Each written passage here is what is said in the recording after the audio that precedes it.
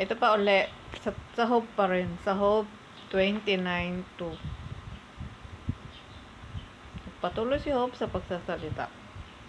Kung maibabalik ko lang yaong mga unang araw noong ang Diyos sa akin ay palagi pang nagbabantay nang ang liwanag niya sa akin ay pumapatnubay.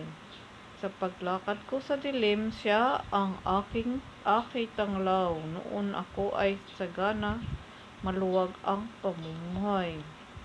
Iniingatan ng Diyos ang buo kong sambahayan. Diba?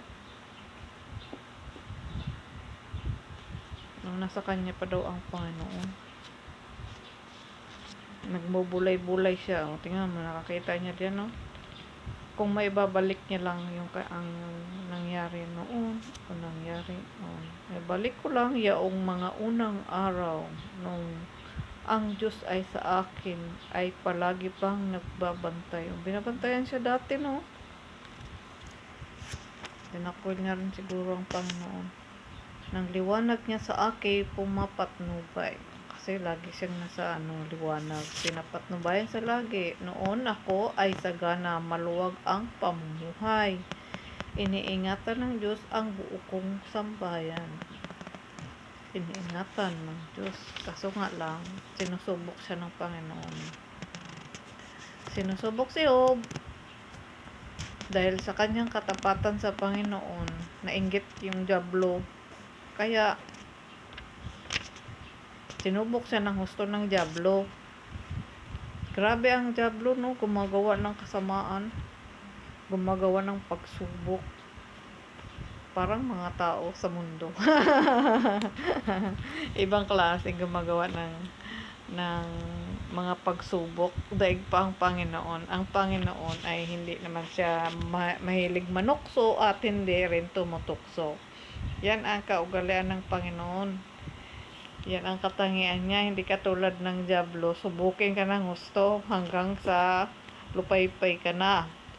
Kaya tandaan natin yan. Ang Panginoon ay hindi gumagawa ng panunukso at tumutukso. Hindi siya gumagawa ng ganun. Binigay niya sa akin yun. Napadaan ako. Tapos yung binigay. Nag-ano siya doon. Nag-react siya. Kaya binigay ko. Yung kanina, yung isa naman. Diba? Makatarungan ang Panginoon. Hindi siya, pantay-pantay talaga ang pagtingin niya sa atin. Kung pinili natin siya, maganda ang ating pananaw sa buhay. Walang kapaitan pag pinili natin siya. Pero pag pinili natin yung hindi kaya ay sa Panginoon, makakadanas ko talaga ng kapaitan. Pero pag pinili natin ang Panginoon, walang kapaitan. Puro kasiyahan, kagalakan, kasiyahan, magaan sa pakiramdam. Kumbaga walang kulang. Pero pag pinili natin yung, alam nyo na, kalaban ng Panginoon, at nagpalinlang ka pa rin hanggang ngayon, daranas ka talaga ng kapaitan. Doon yan sa isa sa 27:2. Ito namang isa, 29:2. Minumuni-muni niya yung mga nangyari sa kanya noon na pinagpapala pa siya ng Panginoon. Yung hindi pa siya sinubok ng dyablo.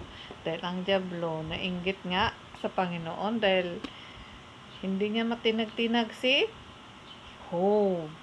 Ganon katibay ang kalooban ni Job. Ang pagtitiwala niya sa Panginoon kahit gaano pa kabigat yung pagsubok, na wala na yung pamilya niya, yung ari-arian niya.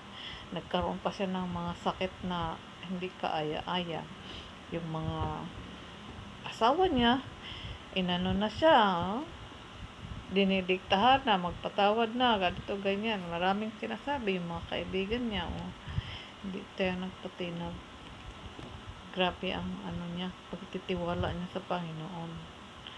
Grabe rin yung pagsubok sa kanya ng dyablo hanggang na ibang klase ang pagsubok kay Job sa sobrang yung doon naman kay Daniel, iba rin yung pagsubok. Niluluto sila doon sa sa apoy, yung mga kasama niya. Tapos si Daniel pinapa doon sa leon. Pag wala ka sa namang ginawa sa mga leon talaga, walang leon. Hindi yan, nagtatanda rin yun yung mga leon. Pag salbahe ka, katulad ng mga pusa at mga hayop. Pag salbahe ka sa mga hayop, salbahe rin sila sa'yo. Ganon lang din yun. Pag may ginawa ka sa kapwa mo, ay talagang babalik yun sa'yo. Di ba?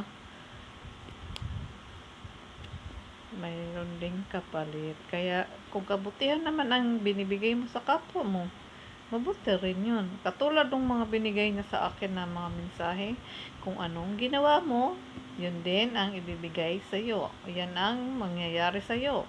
Kung anong binigay mo sa kapwa mo, yun din ang ibibigay sa'yo. Ang ayaw sa salita ng Panginoon, ang ayaw kumilala ng salita ng Panginoon, ay huwag nyo rin kilanlin. Nakasulat naman yan dito lahat. Pipili lang tayo kung anong susundin natin, kung ang tama ba o ang mali. Kung pinili natin yung naglinlang sa atin, ay kapaitan nga ang danasin natin. Kung pinili natin yung tama ang binigay sa atin, dadanas tayo ng kaligayahan, walang kapantay. Katulad ko. Yun nga lang, may mga pagsubok araw-araw. Kasi hindi natin maiiwasan yan. Kaya hanggang kailan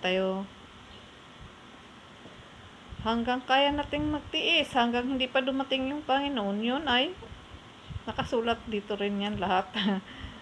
Kaya hanggang wakas, hanggang kailan tayo magtitiis, hanggang wakas.